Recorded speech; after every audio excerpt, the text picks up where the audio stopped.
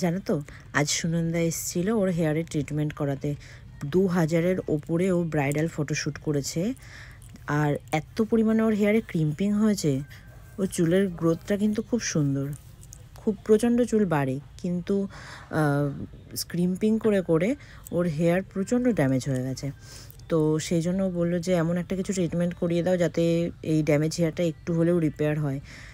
অনেক এত ড্যামেজ হয়ে গেছে যে ন্যানোপ্লাস্টির রেজাল্ট যা আসে ওর হেয়ারে সেই হিসাবে 60% রেজাল্ট এসছে। খুব বিশাল ভালো রেজাল্ট ওর হেয়ারে আসেনি, কিন্তু ওর এত ড্যামেজ হেয়ার ছিল, সেই ড্যামেজটা ওর অনেকটা রিপেয়ার হয়েছে।